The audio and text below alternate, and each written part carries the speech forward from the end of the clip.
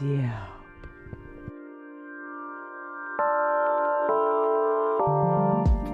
Can you imagine drumming in a light bulb costume? Because I was watching Chad Smith and he had some trouble. I don't want to imagine it or do it, or I want to stay away from light bulb costumes. What and if drumming. Dave was like, if you want to be in the band, I'm going to need you to dress up like a pencil. Like a cool pencil. Like a fucking bitchin' pencil. And play drums as a pencil. I guess if everybody else was doing it, I would. Ain't that the thing? This is how we wind up here. This doing is how heroin, we wind up here. Dressed up like a light bulb. That's why I started doing a podcast. Fuck. Hey. Zing. That's what this episode is about. Things change when there's money involved. You said it. Woo!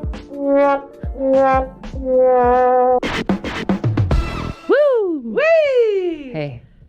Oh my gosh. Lauren, did you go to Woodstock 94? No. God damn it. In hindsight, it would have been not appropriate. I would have been 14. Right. I was same. a freshman in high school that following September, the month after.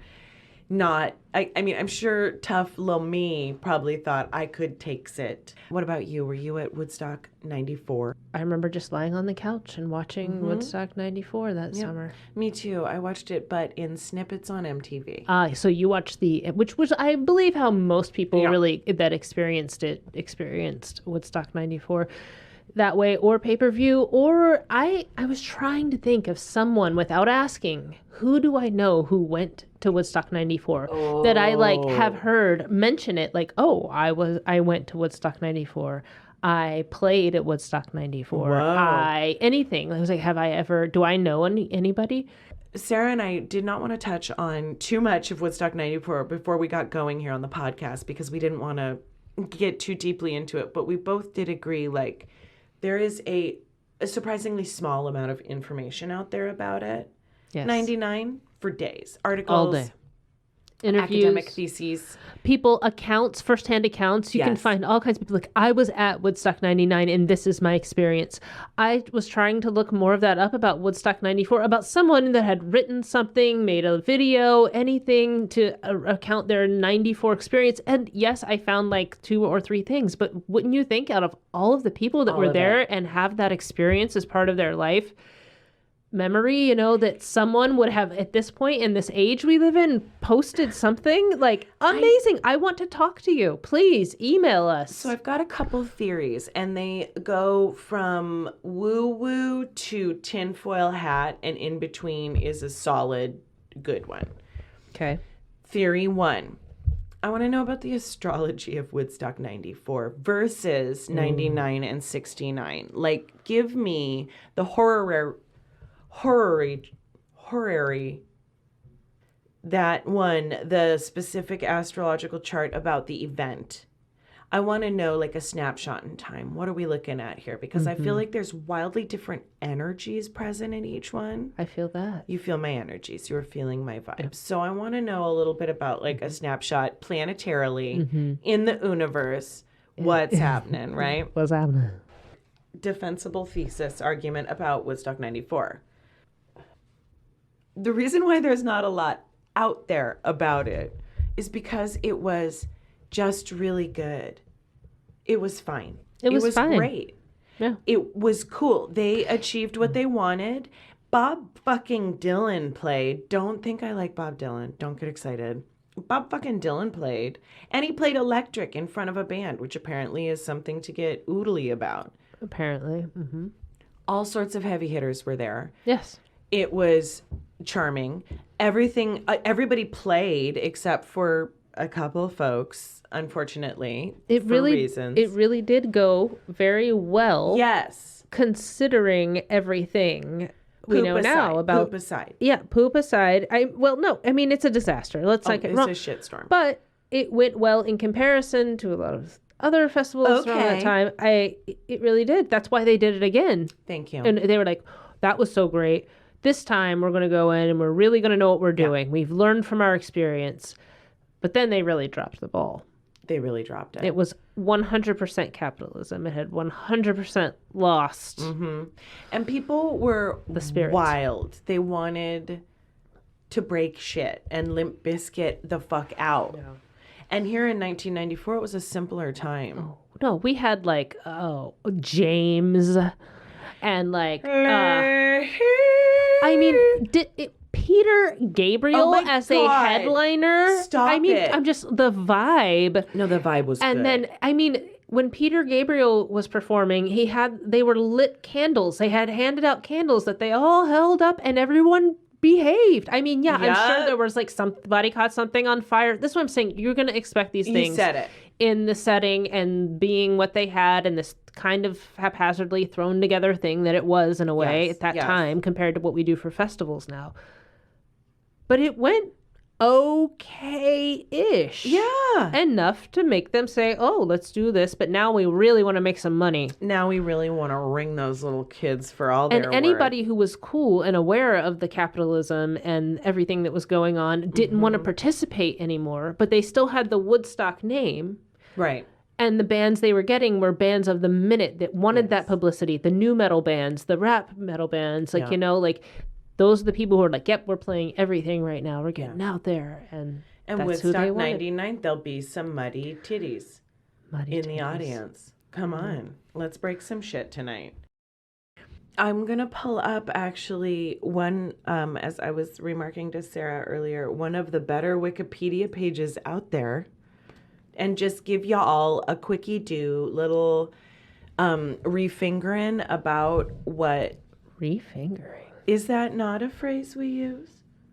It is. I'm going to just refinger It was so nice, y'all. I said it twice. I'm just going to refinger y'all. It's an American music festival held in 1994 to commemorate the 25th anniversary of the original Woodstock Festival of 1969, the Summer of Love. It was promoted as 2 more days of peace and music, although it was later extended to add a third. In Saugerties, New York, oh God, everybody in New York just clenched their butthole when I said, is it Saugerties? I don't know how to say it. I never been to upstate. It was in upstate New York. Oh. I'm so sorry. Tickets to the festival cost $135 in 1994. In the year of our Lord, 1994. Now, I understand that this is 2 days or 3 days, but $135 in 94? That's outrageous. I feel like Grandpa Simpson right now. I'm shaking my fist at a cloud. This is that's more than most people's car payments. It was a lot. At that time. It was a lot. And I remember it being this very sort of special occasion. Now, a lot of the people that wound up attending did not pay for their tickets. There was a lot of fence jumping, all sorts of chicancery, shenanigans, as one would foolishness, expect, climbing under, over. Though only 164,000 tickets were sold, the crowd is estimated to be 550,000. So this was much larger than festival planners had accounted for. Like, really, though? Let's just 1 second. I know. How do you not account for that? The major issues related to security when attendees arrived, left, or returned to the site, and the official concert food beverage vendor policy, initially restricting attendees from entering with supplies of food, drink, and above all, alcohol. So because they could just come and go, and they could lift up the fence, every fucking thing got in there. 2 deaths were confirmed at the fest. An unidentified 45-year-old male died on Saturday of suspected diabetes complications. And on Sunday, 20-year-old Edward Chatfield died of a ruptured spleen. It was hot and dry on Friday, but by early Saturday afternoon, the storms rolled in. And now I'll quit reading for now from the Wikipedia. Thank you, Wikipedia. Wikipedia. Hey. That is one thing that 94 is remembered for, the mud. The mud babies, the mud people. Woodstock.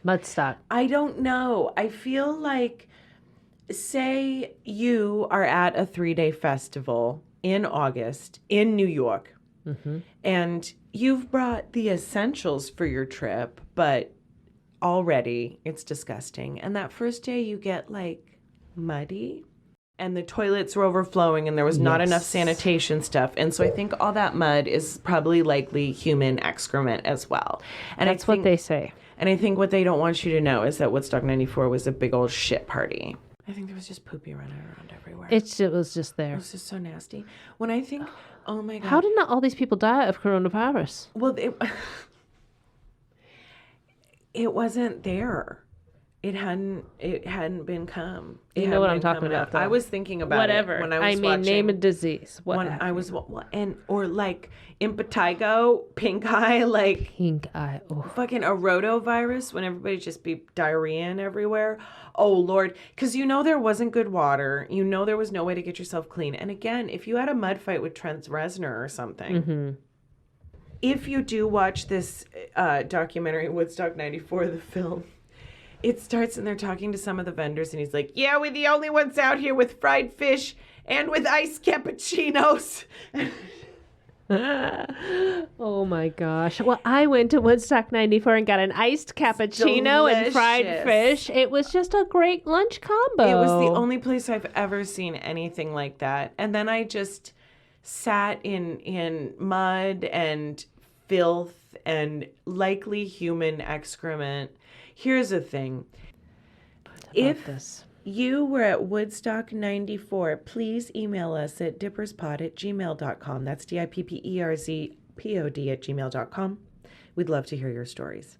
Also, I have here written down $135 a ticket, to which I believe when Green Day was in the middle of the mud fight they had with the audience, they screamed out, "How you doing, you rich motherfuckers?" Yes, I took note of that as well. Cut to one of my favorite lines. Vendor says, "Hey man, the love is free, but everything else is going to cost you." You said it. Yeah. And so, yes, they had a real hard time apparently with the food and particularly beverage policy. Right. And I think it definitely feels like this is the leap between the rampant commercialism of Woodstock 99 and the more freewheeling macrame quilt sort of pants from the thrift store or whatever crabs they were spreading around in 1969. And so that's why we're going to stay right here in this pretty little glen that is the muddy reality. Like the people who were like, "Oh, I'm not going to 99." Like I could see how the capitalism is. This is what it's all going to be about. It's not going to be like a fun like party in the country thing. Right. This is just going to be. They could see it becoming commercial. They didn't go back. The cool people. Well, more people who were like, "Yeah, dude, party." Are you saying that the bros took it over? Like they take over everything? I think I am saying that the bros took it over. Where is my soapbox? Where is my soapbox? Where is my feminist killjoy soapbox?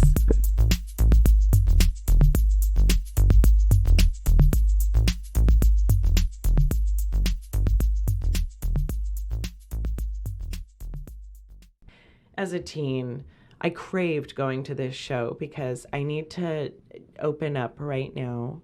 I need to share a truth about me with the audience. Okay. This is always, people react really in different ways about this. I am a Red Hot Chili Peppers fan. Yeah. Okay. I'm not sorry.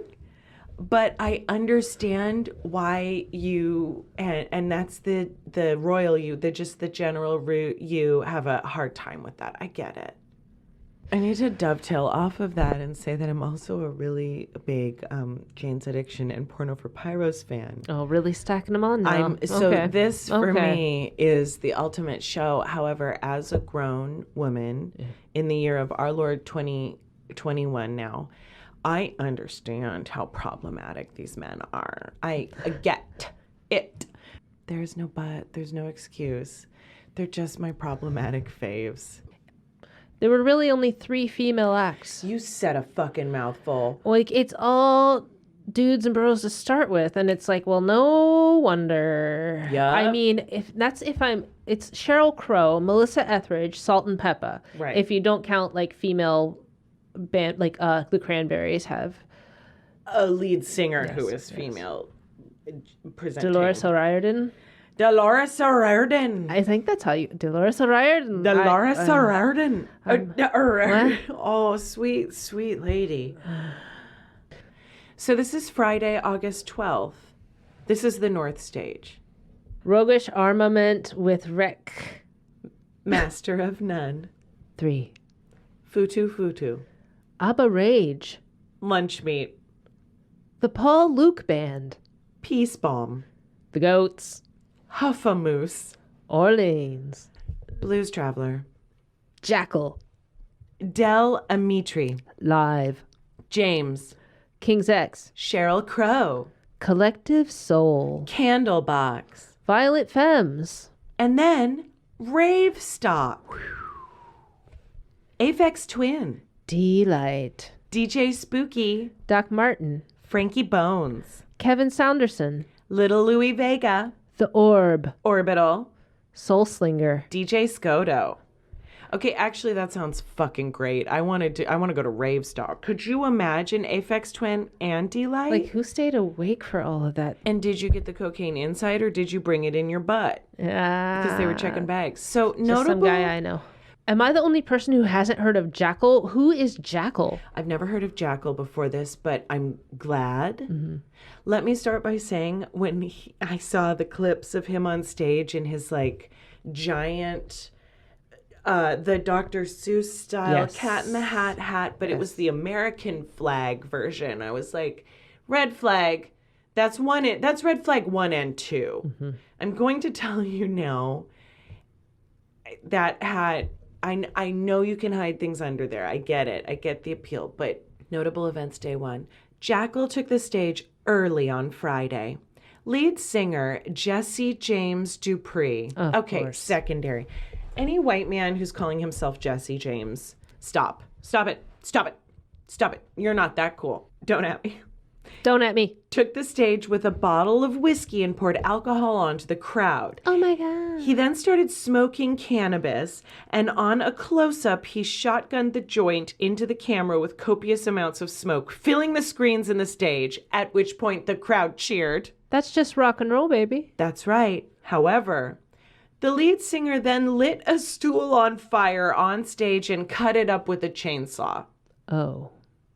He also pulled out a rifle and started firing into the air, but cut his hand, which started bleeding, and as he wiped his forehead, a streak of blood was left across his head.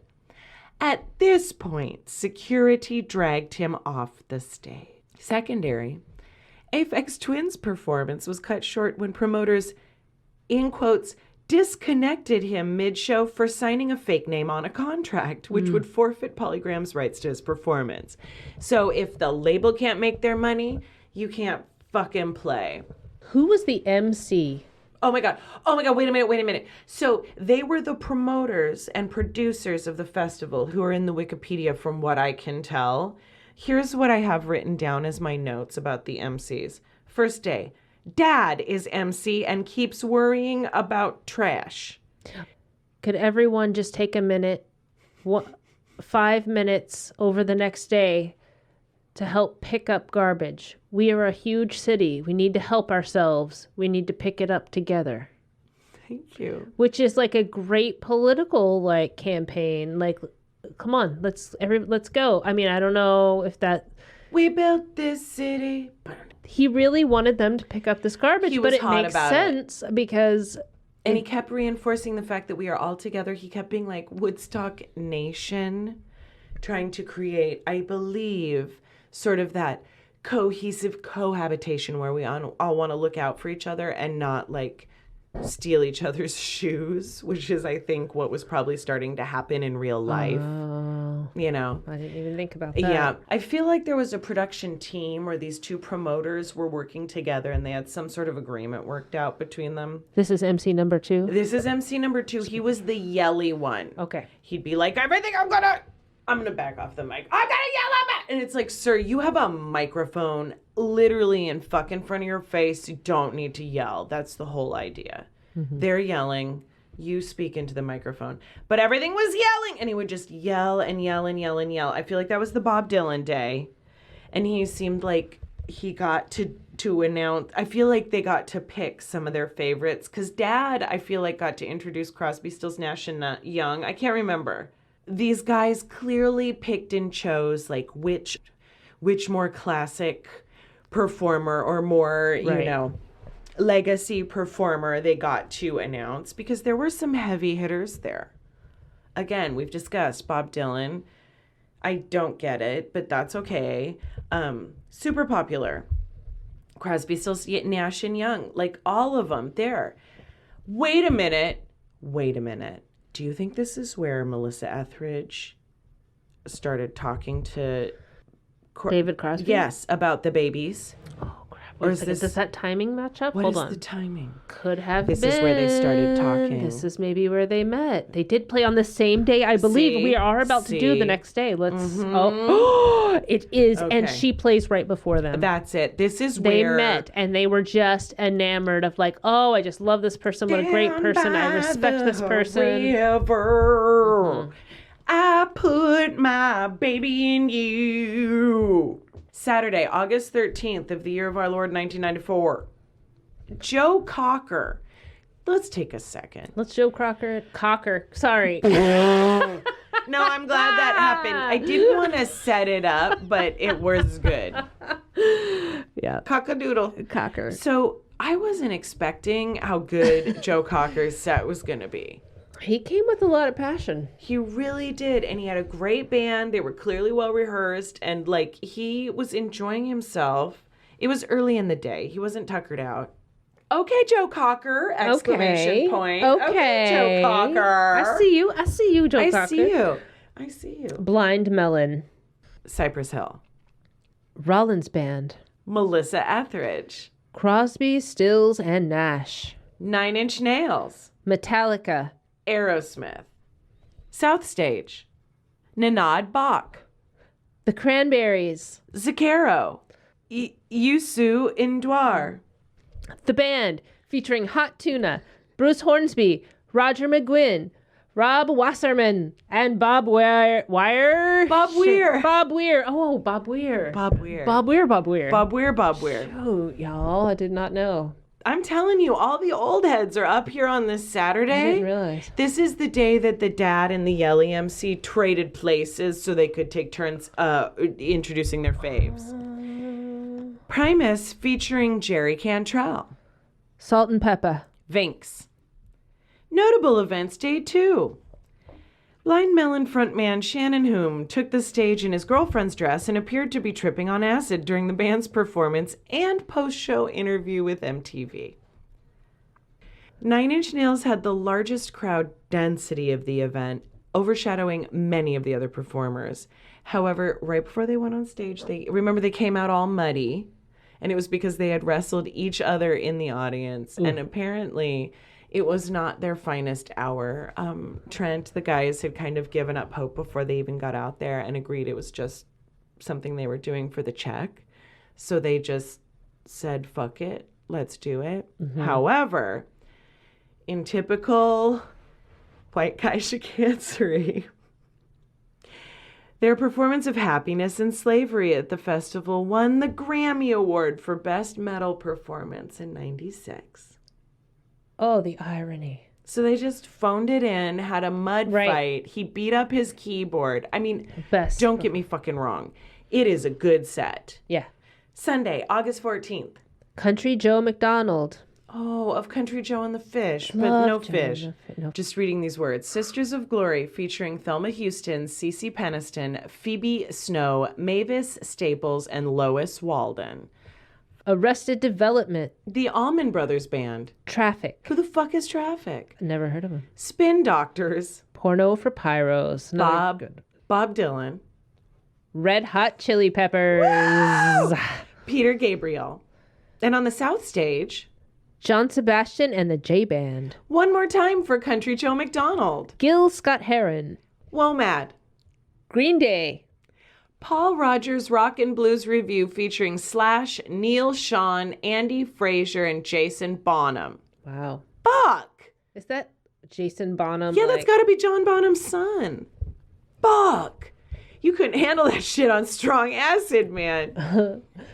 Neville Brothers. Santana featuring Eric Gales. Jimmy Cliff's All-Star Reggae Jam featuring Rita Marley, Ika Mouse, and Shabba Ranks. Okay, wait a minute. So Jimmy Cliff and Shabba Ranks were there, and I didn't see that anywhere. I didn't see that on... Yeah. Oh. Okay, no.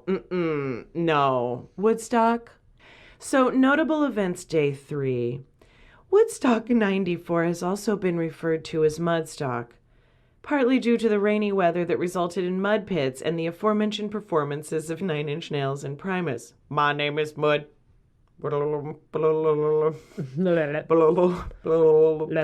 This culminated with Green Day's performance, where guitarist and lead vocalist Billy Joe Armstrong started a mud fight during the song Paper Lanterns. What else is on my list? Okay, observation. I never want to relate to Henry Rollins, but it keeps happening. Oh, yeah. When he's performing his music, let me say that. He's an excellent performer.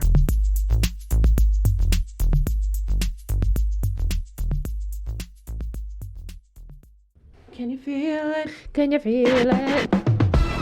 One of my favorite quotes from an MTV interview. Oh, yeah.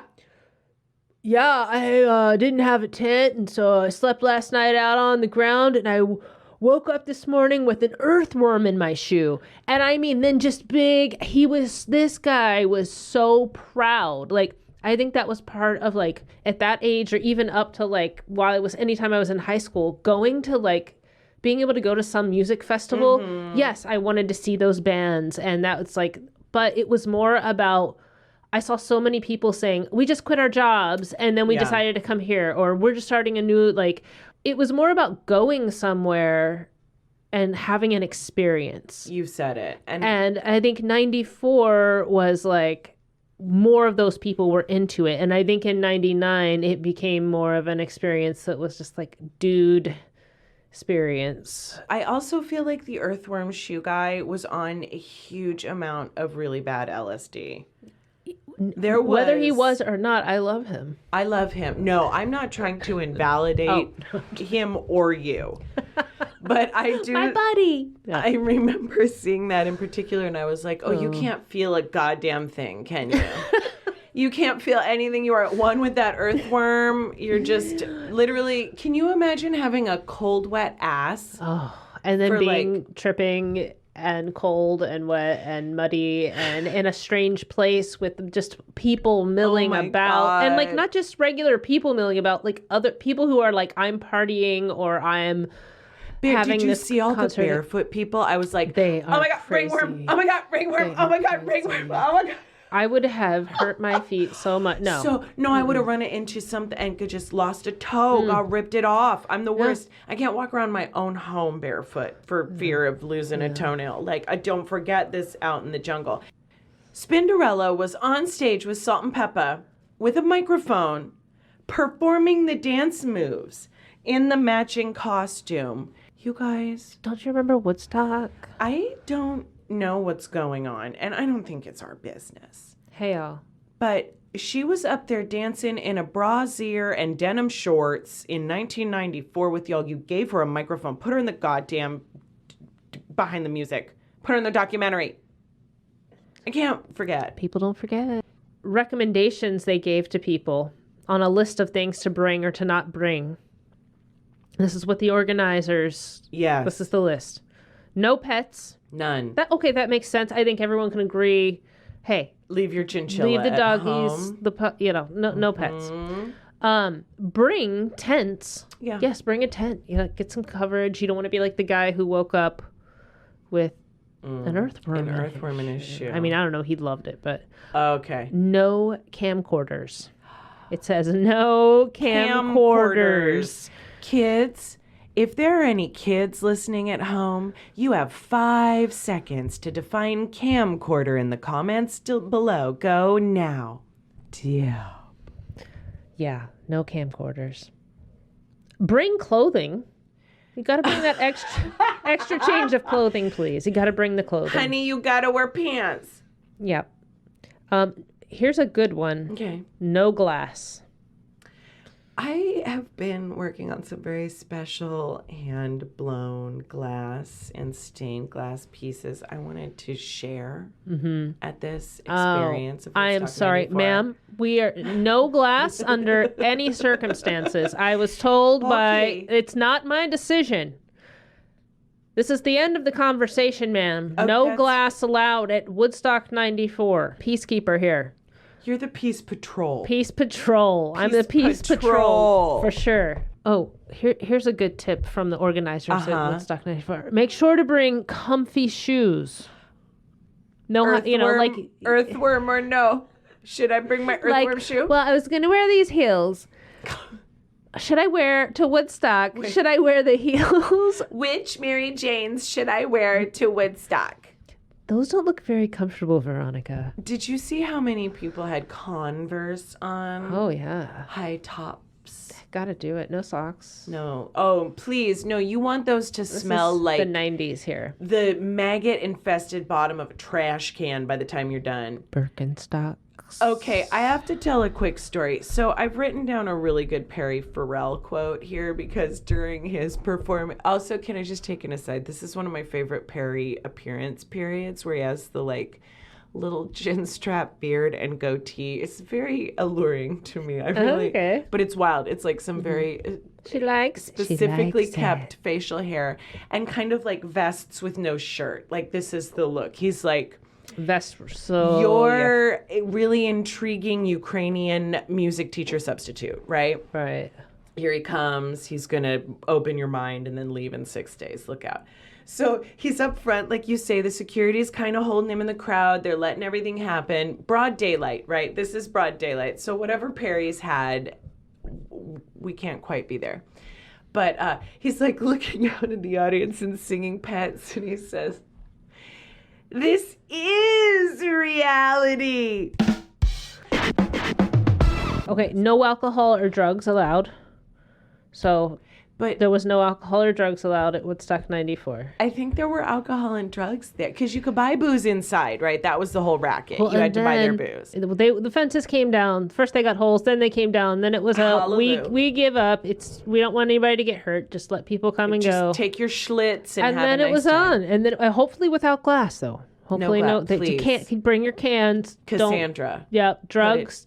We prefer drugs. It's less waste. Not in a vial, in a baggie. Yeah, something that's easy. And last one, bring mosquito netting, which I get, and I'm sure that helped some people. But also, when you look at the scope of this thing, you're like, where? I can't believe it would have been perfect, but I forgot my mosquito netting. Well, the other thing too is there wasn't a goddamn tree in sight. Tell me if you saw a bush, something you could build a lean-to off of. Did we have a shrub?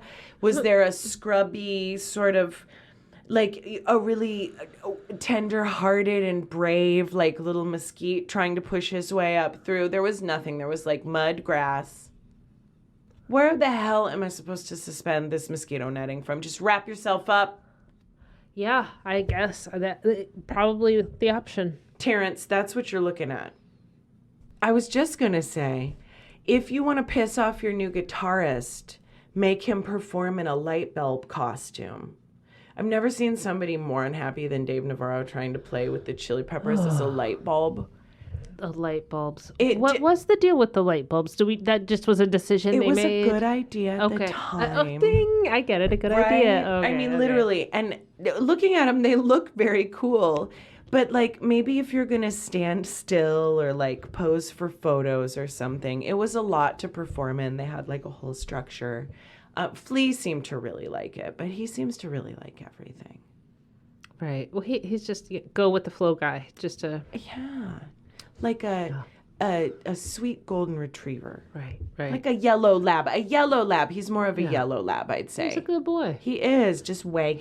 He's a little hyper, gets excited sometimes, but he's a good He didn't mean to jump up on you. He didn't mean to jump on your pant leg. He was just having a fun time and got a little, but he's fine. He's now and he's... question. What art... Now, this is a hypothetical. Okay. If you were going to have in vitro fertilization and have a baby... Okay. Which artist at Woodstock 94 would you like to inseminate you? I know what my heart says, but I'm going to try to think of a more logical answer. Is he in the Red Hot Chili Peppers? Well, yeah, just because I just can't help it. I love Dave Well, that's what I thought, but then I was can't like, wait a help minute, it. maybe there's enough. But I also don't... no, I think he'd be a really good dad. But back then, stuff was really hard. But again, you're not going to be around. You're just getting the sperm. You're just getting the sperm. Okay, it's not going to be John Popper from Blues Traveler. I was going to say, too, my John Popper story of when I went to the Horde tour in 1998. So this is later. Anyway, Blues Traveler was performing, and he managed to get himself on stage with every band, whether it belonged or not. And sometimes you'd see the artists like looking over to the side of the stage kind of nervously during their set, and then all of a sudden they're like, and from Blues Traveler, here's John Popper. And he'd come on and like just play harmonica. Right. Because it's this thing. I don't understand. Hey, I'm the guy that plays the harmonica with everyone. I force it down your throat, force it down your throat, force it down your throat, force it, force it, force it, force it, force it, force it. Let me say this. I don't know if I have the stamina to sing and play harmonica on a stage for more than like a solid 5. No, solid talent. Oh, solid talent. I don't know if I want to say talent. It's I think it's okay. No, you're right. You're right. But it's not my taste. It's what you do with the talent as well. Okay. Don't you think? I bet he's good at oral. But it'd be weird. You know, he'd talk about how good at oral he was forever, and he'd be like pulling his harmonicas and asking you about it the whole time. Yeah, so like, how do you like that? What about you like this? What about this? What about that? How do you fake a harmonica sound? No. And then oral sex harmonica? Oh, oral sex harmonica. And take it away, Sarah. Wow. Well, I've been learning a lot of things because of Woodstock 94. I want to just, before we go, real quick, share. I dug up my yearbook. Okay. From the year, the school year that started directly following Woodstock 94. So this is my 94 and 95 yearbook. And the theme that the yearbook club came up with was Deep Thoughts, I believe inspired by Jack Handy. Deep Thoughts. It says in the corner, sex, drugs, male strippers, have a pimpin' summer. Have a pimpin' summer. So that didn't age well, but I am going to start saying that from here on out. Have a pimpin' summer. Have a pimpin' summer, y'all. Brandon is an asshole, in case you forgot. Oh, Brandon is an asshole. Everybody knows that. Here's me. Where is she? Here's me in 94. Oh my God. Look at me. She's adorable. I am wearing, I believe, brown Gap overalls and a sage green waffle weave. You remember like that waffly weave? Oh yeah, I had dresses in the waffle weave. I had like a red one, a green one. Well, I believe this is a crop top. If you have a classic gem sitting in one of your yearbooks, a really good, send it to us at dipperzpod@gmail.com. Also, if your yearbook has an amazing theme, yearbook themes. You know, they were hard pressed to come up with those themes. It took a lot of work. Tell me your yearbook themes. Tell us your themes. You can also tell us your prom, homecoming, various dance themes. We'll get into that too. Just email us at dipperzpod@gmail.com. Yeah. Yup. We'll be back soon with another episode in a couple weeks. Yeah, we'll be hitting you with another episode of Dipperz, taking a little dip into a lot of different subjects. Dip dives. All right. Well, we'll see you next time. On Dipperz. Don't be mad, God. Are you there, God? Dipperz. The band featuring hot... Say it. It's so good. Oh, God. Okay. Blues Traveler. Wait, I gotta do it right, but that was really good. Okay, here we go. I can do this. I can do this. I can do this. Blues Traveler.